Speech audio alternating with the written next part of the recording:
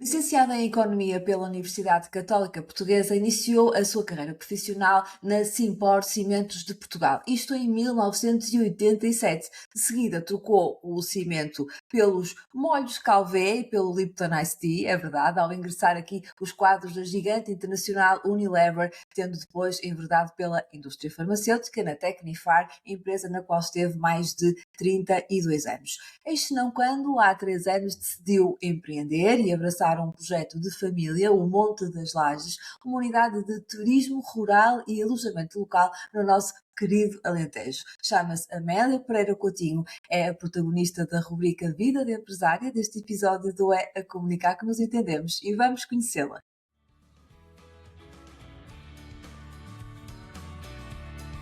Olá, viva, seja bem-vinda e bem-vindo ao É a Comunicar que nos entendemos. Eu sou a Marta Araújo e este é o meu podcast, um podcast de comunicação e de relações públicas, onde falamos sobre jornalismo, influenciadores digitais, eventos e da gestão de crise para a reputação e notoriedade de pessoas, marcas e empresas. Vamos a isso?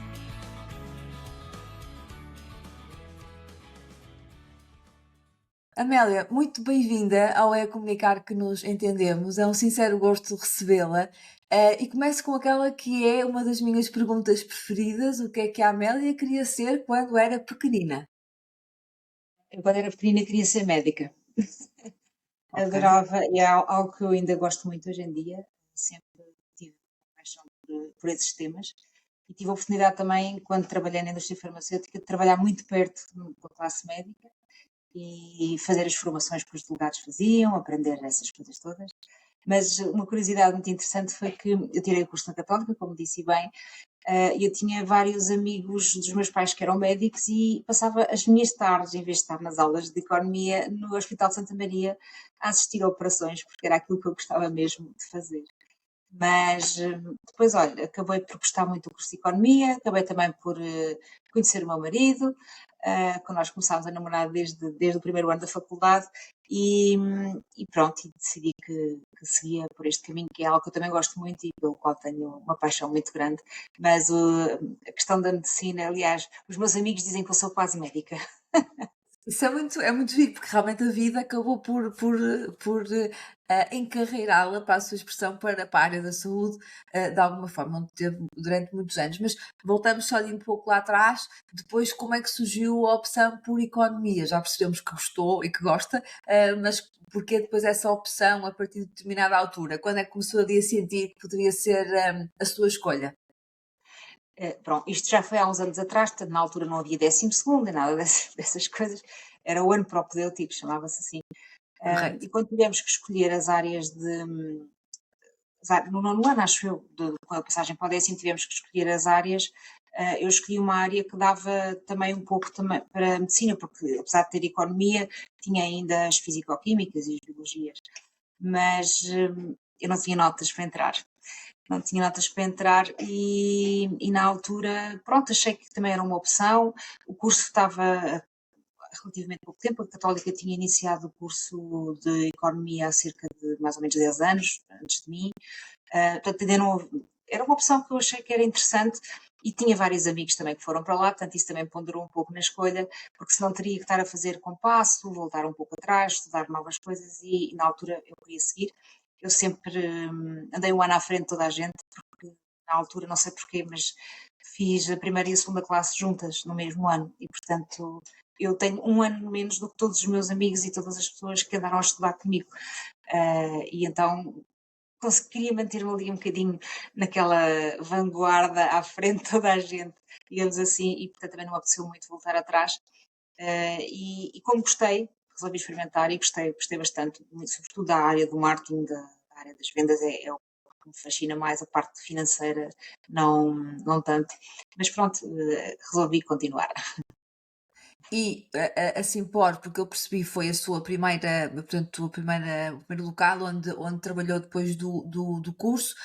Foi uma estadia relativamente rápida, para depois ir para a Unilever, e eu brincava ali com as questões dos molhos Calvé e do Ice Tea, porque sei que foram áreas ou marcas nas quais esteve ligada. Como é que foi? A pergunta é inevitável: como é que foi aqui um bocadinho como é que foi esta transição do cimento para uma gigante internacional?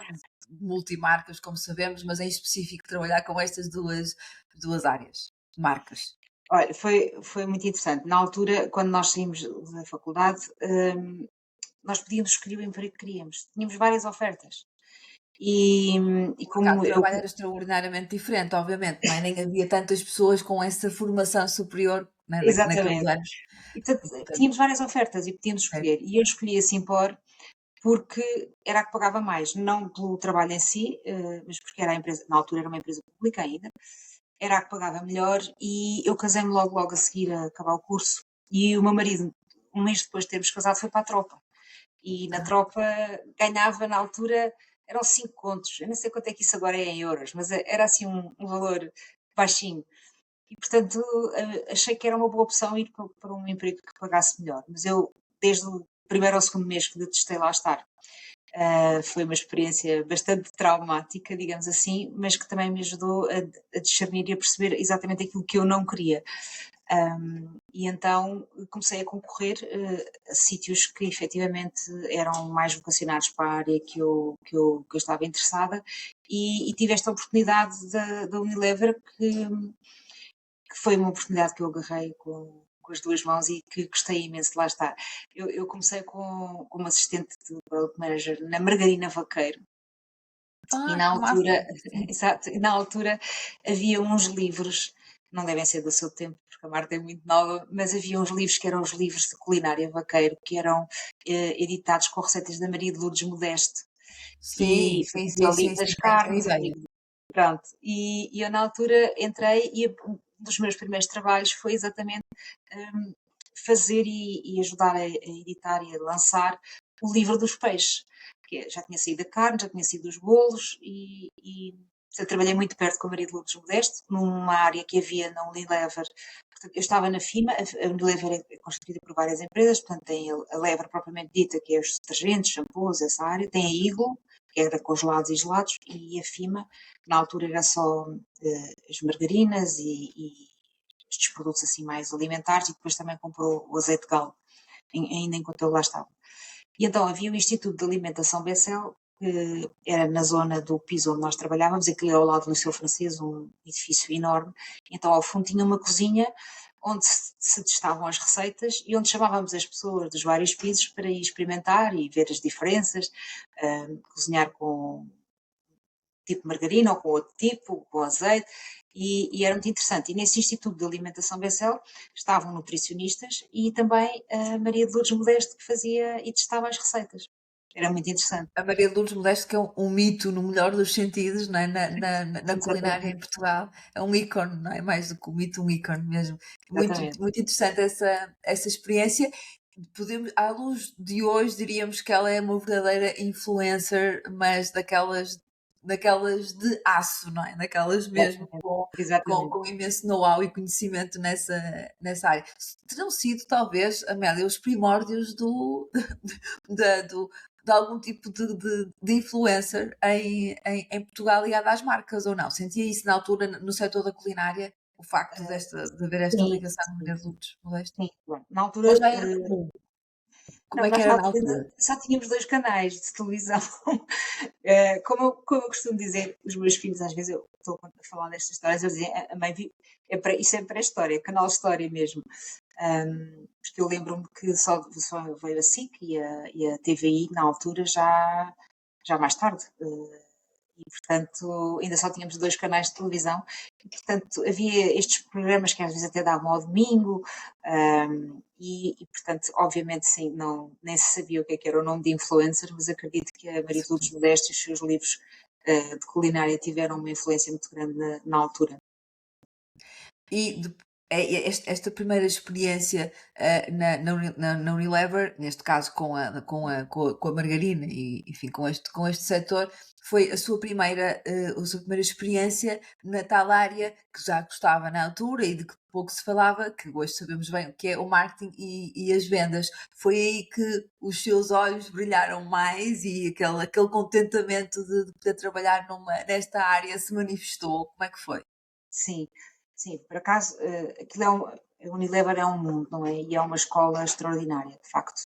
Muito daquilo que eu aprendi, obviamente que as coisas foram evoluindo ao longo dos anos, mas muito do que eu aprendi das bases e de coisas que ficaram intrinsecamente para a minha vida profissional, foi lá que eu aprendi, num ambiente muito descontraído, muito leve, ao mesmo tempo muito exigente, mas aprendi muito lá.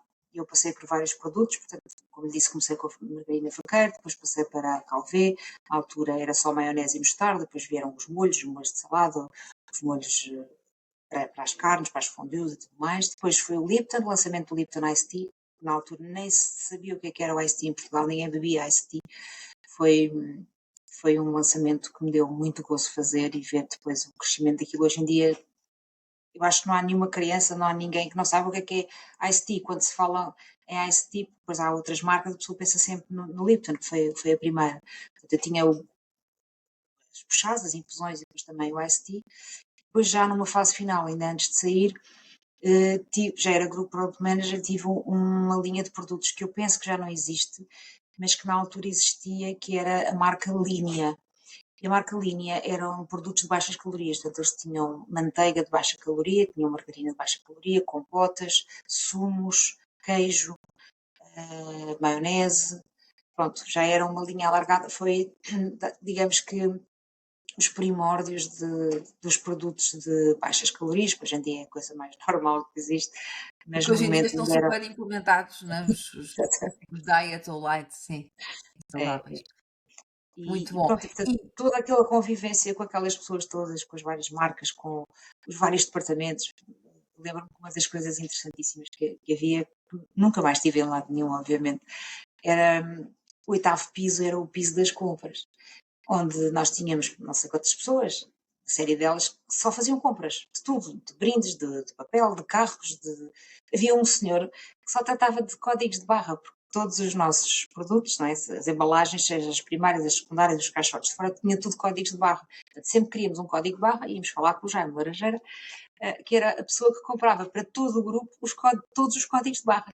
E, portanto, era muito interessante, porque aquilo parecia um centro comercial de pessoas a comprar só coisas para nós, desde as cartonagens, dos brindes, guardas, tudo, tudo, tudo. Havia sempre alguém afeto a determinado tipo de compras. Era o oitavo piso todo. que maravilha! E eu adorava, digo já, adorava, poder espreitar como é que era nesse tempo, uma companhia que se ainda hoje tem, enfim, a importância e a dimensão que tem, na altura, ainda mais significativa seria, porque havia obviamente muito menos concorrência, os mercados eram completamente diferentes, como a Amélia também sabe, e portanto eu diria que a Amélia teve ali contacto com uma escola incrível, enfim, trazia muito no âmbito internacional, obviamente, e que em Portugal acabou por ser pioneira em muitas questões no mercado, desde não só a questão da força económica, porque contratava imensa gente, como a trazer vários produtos para Portugal, obviamente, várias gamas e linhas de produtos e também estratégias de comunicação. A verdade é que a Amélia a seguir vai para uma área completamente diferente, agora sim, a área da saúde para a indústria farmacêutica, como é que se dá esta transição para uma área tão diferente, mas que já sabemos e percebemos que de alguma forma a Amélia gostava, não é? Desde pequenina, como é que foi? Exato. Olha, foi muito estranho, porque na, enquanto eu estava na Unilever falávamos tudo em toneladas, não é? E depois quando se chega para a indústria farmacêutica passa a ser totalmente diferente. E é uma indústria, ainda hoje, e penso que até cada vez mais, extremamente regulada a nível de leis. E, portanto, tudo aquilo que eu vinha habituada a fazer e que eu fazia habitualmente, no grande consumo, aqui não era permitido. E, portanto, foi toda uma aprendizagem de refazer e tentar ser criativo e pensar fora da caixa, de refazer umas estratégias e lançamentos de produtos e tudo mais de uma forma totalmente diferente, que não é para o consumidor final. Não é? Nós não vendemos para o consumidor final. O que eu digo nós, é a indústria farmacêutica não vende para o consumidor, excetuando, obviamente, os produtos que são de venda livre em farmácia, mas no caso eram produtos de prescrição médica obrigatória e, portanto, nós temos que vender a ideia a um médico, não é? Que por sua vez depois têm que prescrever, porque os nossos clientes, na verdade, são os armazenistas. Nós vendemos para os armazenistas, que por sua vez depois vendem às farmácias. Não é? A indústria farmacêutica não vende diretamente à farmácia, por norma, porque não tem a capilaridade suficiente para chegar a todo lado, e por isso é que existem os armazenistas que têm aquelas entregas. Você já ouviu falar, olha, passo lá logo à tarde que eu tenho, agora não tenho medicamento, à tarde depois já tenho. Porquê? Porque eles fazem aquelas entregas bidiárias, porque é impossível hoje em dia, com a quantidade de medicamentos, que a farmácia tenha em stock tudo aquilo que há disponível no mercado, não é? E, portanto, muitas das vezes aqueles medicamentos mais específicos, ou, enfim, tem a ver depois também com outra história de campanhas, que não é aqui para aqui chamada, mas pode não ter em stock, portanto, há essa capilaridade dos armazenistas que depois fazem distribuição. Não desviando do assunto, portanto, nós não vendíamos ao consumidor final, e portanto é muito mais difícil, não é? Porque estamos sempre dependendo de um intermediário, que muitas das vezes, até porque há muitos medicamentos que são idênticos, não é? Entre marcas, entre si. Não estou a falar dos genéricos, porque os genéricos não são iguais. A campanha que existe é que são iguais e mais baratos, mas não são iguais. E, portanto, entre várias marcas, o médico pode prescrever pela relação que tem com aquele delegado, pela relação que tem com aquele laboratório, porque se o medicamento é igual em termos de biodisponibilidade, de princípio ativo e tem o mesmo efeito no doente, é um pouco por aí que se trabalha. Portanto, é um marketing diferente, sendo que é proibido dar brindes aos médicos, é proibido convidar os médicos. Há uma plataforma onde é necessário, sempre que levamos um médico a almoçar ou a um congresso, registar tudo aquilo que fazemos com o médico. O próprio médico tem que registar também na plataforma, porque aquilo depois os dados são cruzados. Portanto, há toda uma forma de estar no marketing e de chegar ao cliente de uma maneira muito diferente. Isso também é desafiante. Foram mais de 30 anos, Amélia, nesta empresa, e nesta indústria, sempre na mesma empresa. Deve ter, obviamente, notado aqui várias diferenças no sentido da comunicação e do marketing em si, ou seja, o próprio mercado e a própria lei da publicidade, sempre muito restritiva, obviamente, relativamente a este setor, porque tem mesmo que ser assim, mas ainda assim, ou foram, enfim, vieram.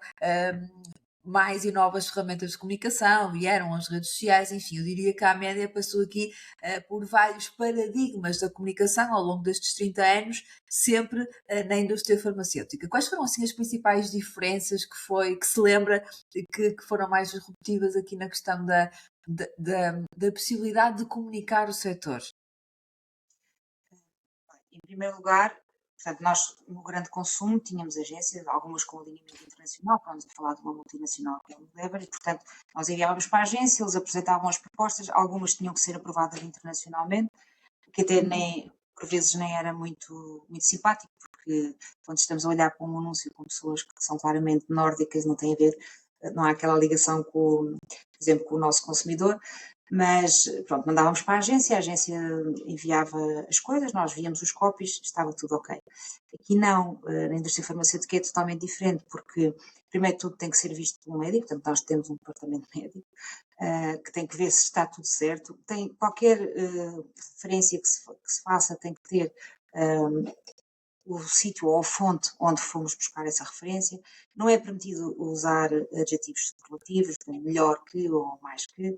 Não há nenhuma afirmação que possa ser feita em qualquer comunicação que não tenha que ser revista. Muitas das vezes, até as casas, por exemplo, a Tecnifar é uma empresa portuguesa, 100% nacional, e trabalha de produtos sob licença, ou seja, multinacionais que têm mais do que uma marca do mesmo medicamento e para poderem ter duas forças de vendas na rua, dão essas licenças para trabalhar.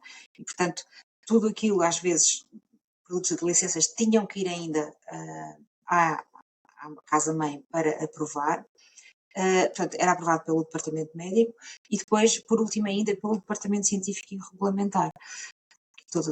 Praticamente todas as empresas farmacêuticas têm que ter, não é? E, portanto, primeiro, uma peça qualquer que se faça tem que ser começada a preparar quase 6 ou 8 meses antes. Portanto, é totalmente diferente, não há aquela urgência. Obviamente que não estou aqui a falar dos medicamentos de venda livre, e aí já funcionam de uma forma diferente. Existe também uma lei, obviamente, e as coisas, não podemos dizer aquilo que bem queremos, não é? Também tem que haver uma fundamentação científica e tem que haver Mas é tipo de ligeiramente mais leve ainda assim, não é é? mais leve. Portanto, É mais leve e podemos comunicar com o consumidor final, portanto podem-se criar páginas de certo. Instagram, Enquanto podem-se nos outros não não, podem, obviamente, e só a se pode legislação é muito mais publicitar, apertada. e só se pode publicitar por exemplo, imprensa de profissionais de saúde ou artigos Exatamente, sim, sim, sim. científicos, não se pode publicitar Tem que ser para o tudo no público. segmento, no fundo, o B2B dentro deste Sim, setor, não é? Portanto, que são sim, os prescritores sim. da classe médica e os profissionais de saúde e os tais Pode-se armazenistas. fazer campanhas genéricas de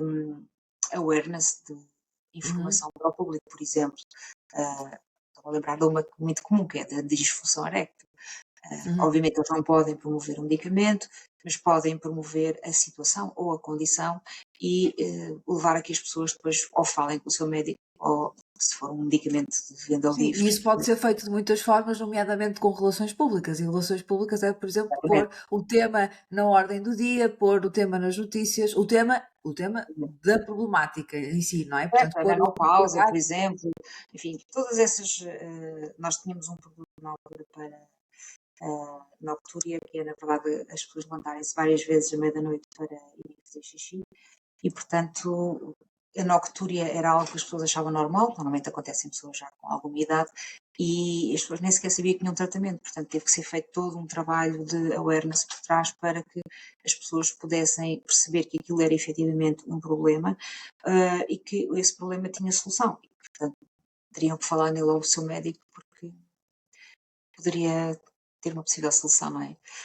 Fazer todo este trabalho por trás é muito mais complexo, é muito mais lento, é muito mais difícil de trazer resultados a curto prazo, portanto terá que ser uma coisa continuada e a médio prazo, até porque as pessoas são bombardeadas todos os dias com tanta coisa que às vezes isto até pode passar despercebido, e por isso, enfim, tudo o que implica com rádios, televisões, sabemos, a Marta sabe isso muito bem e melhor que eu, são sempre investimentos muito elevados para retorno não. Então, mas de alguma forma já percebemos aqui que a legislação é realmente bastante, faz aqui um círculo bastante fechado e protegido para medicamentos, obviamente, com os chamados receita médica, não é? Como as pessoas mais facilmente reconhecem, e que, portanto, isso implica aqui uma série de travões, não é? Na comunicação e desde logo no público-alvo, como explicou bem aqui, que é não se fala com o consumidor final, fala-se com os intermediários, com os prescritores, que é a classe médica e afins, e os tais intermediários de logística, não é? Que explicou que Sim, existiam sim, os sim. armazenistas. São varejistas que são no fundo a quem nós vendemos, não é? Depois eles vendem para a farmácia e depois a farmácia vende ao consumidor final. Portanto, há aqui toda uma cadeia. Uma cadeia E, e de valor, sim, que exatamente, é maior. Eu confesso que aí não tinha conhecimento que havia aí no meio, digamos assim, mais sim, sim, intervenientes. Mas do ponto de vista da comunicação, só para ficar claro, ao longo destes 30 anos, não houve, ao nível da legislação, muita coisa que se alterou, as circunstâncias continuam bastante limitadas, digamos assim, de comunicar. Aquilo que eventualmente terá evoluído, pergunto-me, são as plataformas, sobretudo, ou seja, aqui o digital permitiu que vocês utilizassem, vamos expor, as newsletters, outro tipo de campanha, ou seja, o digital de alguma forma veio ou não ajudar aqui a que vocês conseguissem comunicar com o vosso público-alvo de uma forma, não diria diferenciadora, mas pelo menos que não existia anteriormente. O que é que, e daí sim. está-lhe a perguntar o que é que notou ao longo destes 30 anos na comunicação que pudesse aqui marcar alguma diferença nesta forma, nesta área que é tão difícil de comunicar. Tem graça estar-me a perguntar isso, porque efetivamente com a mudança toda que houve, e nomeadamente desde a pandemia, por exemplo, seria lógico que o médico aceitasse de bom grado fazer uma visita médica, portanto, na verdade nós chamamos de visitas quando o delegado de informação médica vai falar com o médico, de uma forma online. E por incrível que pareça, e nós fazemos vários estudos de mercado e temos feito ao longo do tempo, 80 ou 90% das pessoas continuam a preferir o presencial, o que, pronto, também torna o trabalho mais difícil, né? Porque eles ficam horas e horas à espera para conseguir às vezes falar com o médico, mas pronto, por vezes também têm que entregar um estudo ou, enfim, coisas que é necessário entregar ao médico e Que obviamente que o implica contacto, presencialmente estar lá, não é? Uhum. e o contacto presencial tem outro, tem outro efeito, é verdade, mas muitas vezes não é possível, não é? Nós temos delegados pelo país todo, não é? De norte a sul do país, e todos eles têm uma zona grande e abrangente, e às vezes não é possível, ou ele até pode ir lá e o médico, por qualquer razão, ou estar doente e não estar, ou estar num congresso e acaba por ir deslocar-se e depois não consegue falar com o médico em causa. Mas sim, começámos a fazer e-mail marketing. Nós temos uma plataforma que é a iTecnifar. Na verdade, é uma plataforma onde nós temos vários estudos científicos, vários estudos clínicos, onde fazemos masterclasses e depois também são workshops que ficam gravados. Portanto, as pessoas, os médicos, neste caso, têm que se registar, têm que dar o seu número de ordem. Portanto, não é qualquer pessoa, não é qualquer pessoa que consegue aceder a esse site. E, portanto, a partir daí dá uma autorização para poder receber e-mail marketing, por exemplo, sejam newsletters, sejam informações relevantes. Isso já é uma forma também de chegar aos médicos. Notamos, obviamente, que nos mais novos é mais fácil também chegar por essa via. Há também o WhatsApp. O WhatsApp passou a ter um papel bastante importante no sentido de comunicar com o médico mais rapidamente, porque estar a telefonar ao médico é sempre algo que tentamos evitar, porque podemos estar a incomodar ou podemos estar a interromper algo que seja importante. Muitas das vezes enviava-se uma mensagem, posso ligar, ou estou no hospital, consegue vir ter comigo, qualquer coisa assim. O WhatsApp veio ajudar bastante nesse sentido, aqueles que o permitem, obviamente. E, portanto, eu acho que toda esta parte dos meios digitais veio ajudar substancialmente, embora as leis tenham vindo a ser cada vez mais restritas. Porque é engraçado porque na indústria as coisas funcionam um pouco ao contrário dos outros mercados. Portanto, nós todos os anos temos baixas de preços, portanto, em vez de ter aumentos de preços, temos baixas de preços, sendo que os princípios ativos, matérias-primas, todos os materiais de produção aumentam, o próprio custo da produção aumenta, os vencimentos das pessoas aumentam e, portanto, as nossas margens são cada vez mais reduzidas. Mas pronto, é o que faz parte do mercado, é assim, ele é igual para toda a gente, mas é algo que tem vindo a mudar ao longo destes tempos e, portanto, é interessante também estudar e desafiante, sobretudo, eu acho que é muito desafiante, porque há que tentar arranjar formas alternativas e, portanto, a Tecnifar, por exemplo, não tinha, porque era muito focada no sistema nervoso central, eram os nossos principais produtos, epilepsia, depressão, esquizofrenia, enfim, coisas mesmo mais pesadas, e tem vindo desde mais ou menos 2016, 2015, a trabalhar produtos de venda livre, portanto, venda ao consumidor final e em que podemos trabalhá-los. E neste momento já temos dois que estão nos top 5, portanto, temos vindo a trabalhar nesse sentido de conseguir também não estar tão dependente das vicissitudes deste mercado, porque é o normal, não é? Amélia, e como é que se dá esta sua passagem para abraçar aqui um projeto de empreendedorismo? Ou seja, sabemos que, pelo que percebi, a Amélia não deixou totalmente a empresa, ou seja, continua no board da empresa, aliás, como nos está aqui a explicar e bem, no entanto, abraçou este projeto que eu falava no início, ligada enfim, ao turismo rural e à hotelaria, mas como é que, para quem não conhece, aqui a história deste monte tão bonito, peço desculpa de chamar-lhe assim este monte, mas é realmente assim, como é que surge este projeto e como é que a Amélia, de alguma forma, decide abraçá-lo na grande maioria e dedicar a grande maioria do seu tempo a ele? Pronto, então isto é uma herdade, o Mundo das Lajes é uma herdade que os meus pais adquiriram ainda, penso que em 95, e não tinha nada, na altura não tinha absolutamente nada, tinha alguns edifícios de alfaias agrícolas, onde estavam os animais, e portanto foram reconstruídas três casinhas, cada casa tem 2 quartos, 2 casas de banho, sala, jantar, cozinha, e foi onde nós íamos sempre passar férias e passar temporadas enquanto esteve a ser construída a casa principal. Entretanto, o meu pai em 2017 foi diagnosticado com Alzheimer, estava num processo galopante da doença e, portanto, em 2018 já não consegui mesmo tomar conta da herdade e pronto, eu que não percebia absolutamente nada de agricultura, né, porque lá nós temos vacas, produzimos carne alentejana, temos sobrado, portanto, cortiça e vinha. Portanto, eu que não percebia nada disto, pronto, tive que me chegar à frente, apesar de eu ter dois irmãos, mas eles também têm outros temas da família para gerir e, portanto, acabei por me chegar um bocadinho à frente com isto. E a primeira coisa que eu percebi foi que aquilo era um poço sem fundo de injeção de dinheiro e que era completamente deficitária e que não era sustentável, pronto. Portanto, que havia maneira de tínhamos que arranjar uma forma de tentar dar a volta àquilo. Portanto, a primeira coisa que fizemos e que nos custou muito era, digamos, a menina dos olhos do meu pai, foi alugar a vinha. Portanto, nós deixámos de explorar a vinha, que era algo que era um drenante de fundos brutal.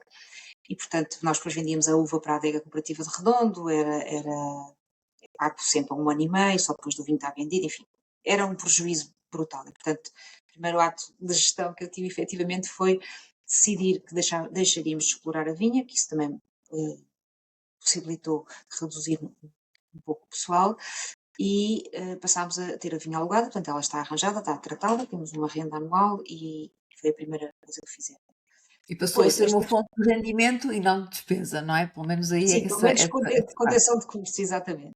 Ah, Depois, relativamente às casas, como nós agora temos a casa principal, e de facto a casa principal é uma casa grande, muita gente, as ditas casinhas, uma delas é dos caseiros, portanto as outras duas eram apenas utilizadas tipo no fim de ano ou quando havia algum evento específico maior, que a casa grande estava cheia, portanto estava ali um potencial enorme. Tinha umas casas muito bem arranjadas e muito pronto, tratadas com todo o carinho, como se fossem para nós, na verdade, e, e não estava a ser aproveitado. E, portanto, demorei 2 anos a convencer a minha mãe, mas consegui felizmente convencê-la e, portanto, em 2022, em abril, iniciamos, portanto, tivemos tratado as licenças todas, projeto na Câmara, enfim, todos os trâmites que são necessários e então iniciamos o alojamento local e turismo rural, que hoje em dia já está, passados 3 anos, aberto para novas possibilidades. Portanto, nós já fizemos lá alguns team building corporate, workshops, estamos agora a preparar para retiros. Temos um projeto grande que está na Câmara de Redondo para um edifício que nós temos onde se colocavam também alfaias agrícolas, era um refeitório antigo do pessoal, onde já temos feito também algumas atividades, mas para preparar aquilo para fazer retiros, fazer eventualmente eventos mais alargados, porque entretanto também temos uma capela, porque a propriedade tinha um moinho que estava em ruínas e a minha mãe sempre teve essa vontade, os meus pais são católicos e praticantes, aliás somos todos, mas e sempre teve essa vontade e portanto há mais ou menos há 8 anos talvez, ou 9, o tempo passa muito rápido. Eles reconstruíram o moinho e fizeram uma capela que tem uma parede toda em vidro com a vista para a vinha, portanto é muito bonita. E pronto, e portanto foi a partir daí que começámos, a pouco e pouco, inicialmente só mesmo com o turismo rural e o alojamento local, sendo que como temos época muito baixa acentuada, não é? Portanto, desde novembro até março, é muito difícil ter alojamento ali, apesar das casas terem um conforto e serem quentinhas e terem várias lareiras, mas portanto temos que diversificar para poder no fundo também tirar ali mais proveito do negócio e portanto estamos a combater promover a sazonalidade, não é? A exatamente. sazonalidade do negócio. É. Hum, eh, como é que o balanço faz, enquanto Amélia, não é? Do ponto de vista pessoal, como é que foi hum, lar- largar o seu dia a dia? Não que ainda a 100% conforme percebemos, mas pronto, passou a focar-se mais naquele projeto hum, e vestir a camisola de empresária. Que balanço faz? Como é que foi? Quais são o melhor e o pior? Olha, é muito engraçado porque eu, ao início, portanto, como eu disse, foi em 2018 que comecei a tomar conta daquilo, estava a assegurar tudo, não é? Full time aqui, não é? Portanto, eu tenho o cargo de administradora, na altura executiva, e portanto com a responsabilidade da área comercial toda, uma equipa de cerca de 60 pessoas, e, e portanto estava a acumular tudo. E eu, apesar de gostar muito de o fazer e de querer muito fazer, eu tenho que ter algum cuidado com a minha saúde, porque eu aos 50 anos tive um AVC. E portanto sabia que tinha que arranjar aqui, de alguma maneira, um equilíbrio, e portanto, à medida que as coisas foram começando a ganhar proporção mais de negócio, mais à séria, no sentido de começar a ter mais faturação, mais ocupação, ter que gerir todo aquilo que mais me suga a energia ali no Alentejo é a manutenção, porque numa herdade tão grande estão sempre coisas a estragar. Ainda agora, a seguir ao fim de ano, ligaram porque foram 8 radiadores que começaram a perder água, depois tivemos uma inundação não sei aonde, a casa dos caseiros ficou sem luz, o portão deixou de funcionar a campainha. Portanto, isto Não há é algo que tem monotonia, que se... Amélia. Está sempre alguma coisa a acontecer. Não, não, não. E portanto é algo que está sempre a acontecer coisas e por isso, quando o negócio começou a ter uma dimensão já diferente, não é? Portanto, nós, por exemplo, o ano passado, em 2025, já tivemos os meses de verão praticamente a 100%, tive vários eventos fora dessa altura, tivemos os workshops, tivemos o evento corporativo, e, portanto, tudo isso já começa a exigir um acompanhamento diferente.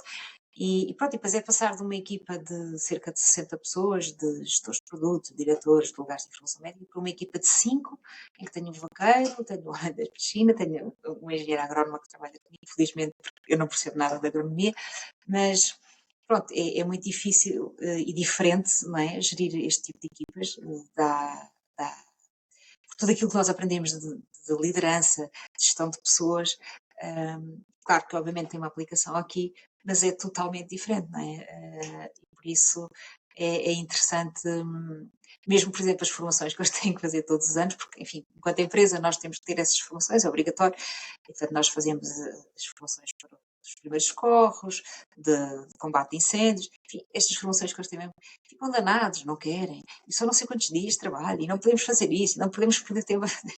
Quer dizer, não, são pessoas a quem não se consegue enviar um e-mail nem receber um e-mail, portanto eu vou lá praticamente todas as semanas, as faturas ainda vêm tudo em papel, pronto, é uma gestão totalmente diferente, que obviamente tem vindo a melhorar, porque temos otimizado aqui alguns processos, mas que há coisas que não se mudam, não é?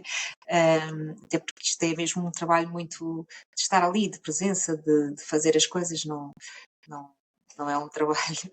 Obviamente que as tecnologias ajudam, mas neste caso é mais Não complicado. resolvem tudo, não é? De todo, não resolvem tudo. Exatamente. Eh, Portanto, surgiram aí uma série de novos desafios para a Amélia, né, a título pessoal, não é? E também a título profissional, obviamente.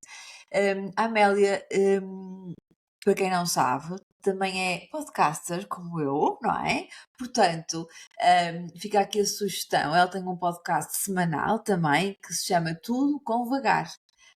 E que convida a desacelerar e a descobrir a magia do Alentejo, do campo e da simplicidade.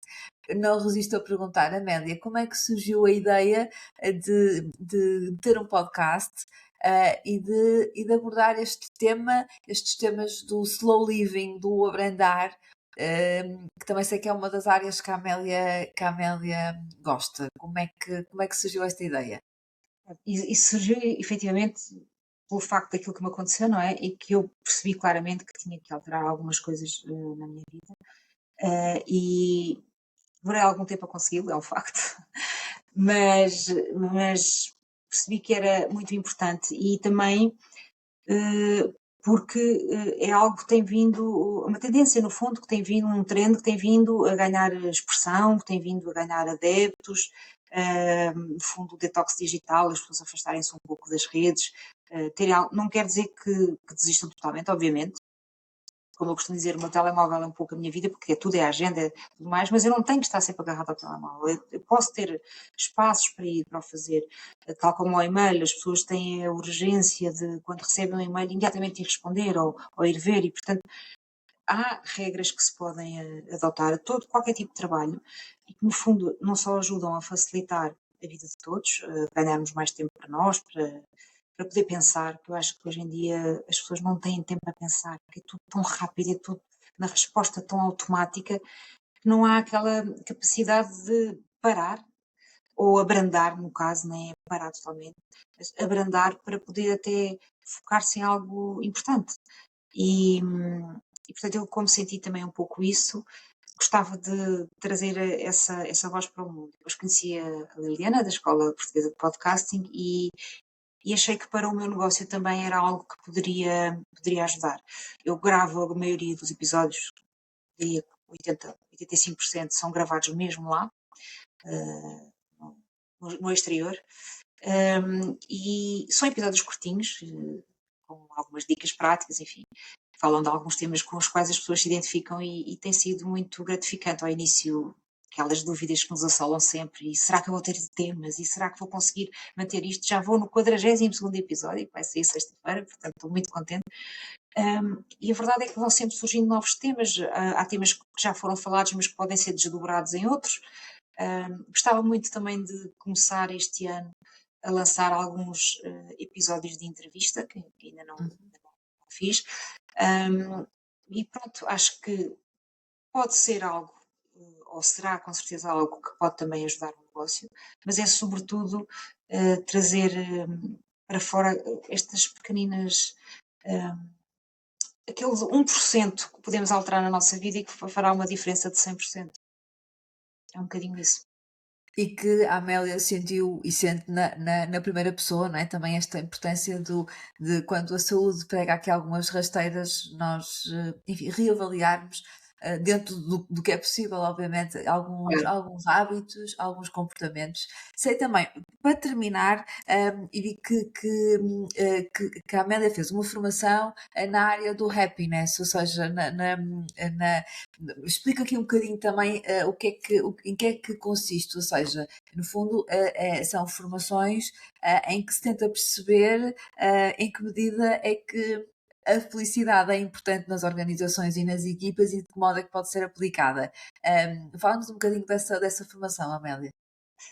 Pronto, a Happiness Business School é uma faculdade que tem exatamente vários cursos nessa área. Portanto, aquilo que eu fiz, eu e todos a grande maioria dos gestores de topo aqui da empresa fizemos, é o Chief Happiness Officer, que no fundo é ajudar-nos a trazer a felicidade para as organizações, porque existem vários estudos e várias coisas que comprovam que quando os colaboradores estão felizes no seu local de trabalho, a sua produtividade aumenta imenso, nomeadamente acho que o valor, não me recordo agora certo, mas acho que era à volta dos 38%.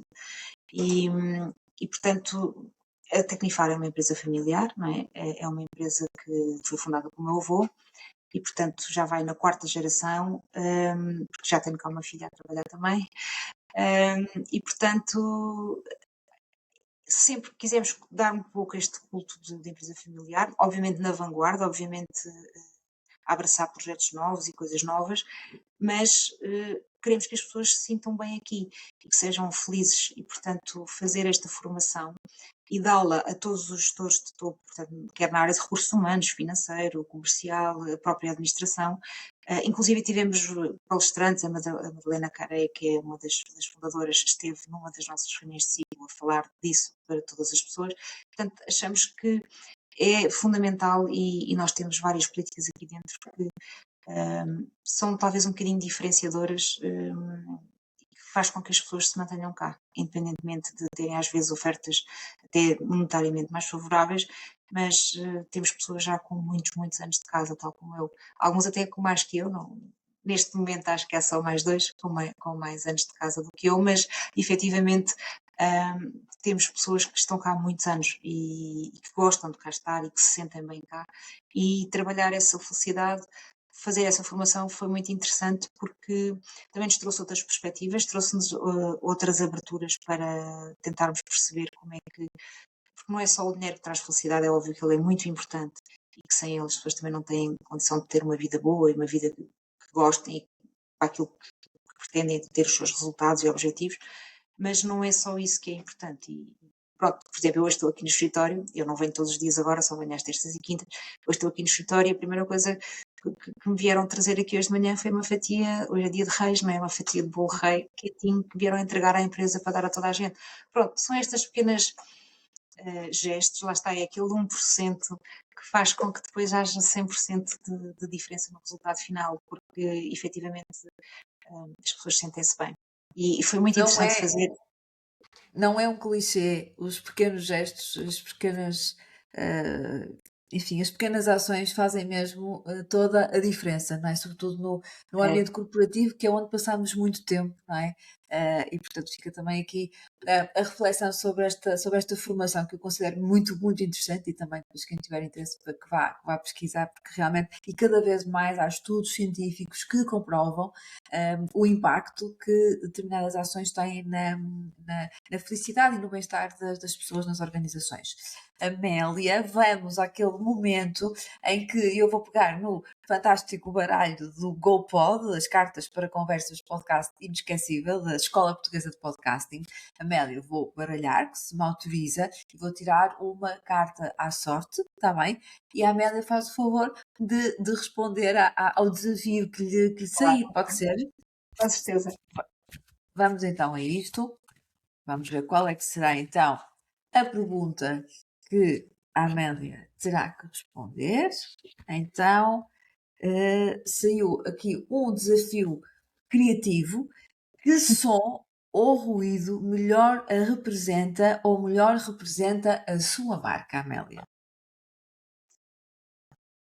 Eu acho que o que me representa a mim e o que representa a minha a marca não é bem o mesmo, mas pronto. Sim. Um dos sons que mais me representa é a gargalhada, porque eu adoro rir, eu sou uma pessoa extremamente extrovertida, gosto de ver o lado bom das coisas e, portanto, acho que o som de uma boa gargalhada representa-me muito a mim. Relativamente ao negócio e falando do Monte das Lajes, eu acho que o som que melhor representa é o dos passarinhos a cantar, porque se ouve a todo lado. Terminamos aqui com chave de ouro, com uma dupla chave de ouro, com gargalhadas por um lado, com o som dos passarinhos por outro. Amélia, muito grata pela sua visita aqui ao É Comunicar que nos entendemos. Desejo que tudo continue a correr bem e que quem ainda não conhece o Monte das Lajes, que vá conhecer. Ok, Obrigada. Marta. Obrigada eu pelo convite, foi um gosto estar aqui. Obrigada por me ter feito companhia e porque é a comunicar que nos entendemos. Fico a aguardar o seu feedback sobre este episódio. Vou adorar receber a sua opinião. Até para a semana!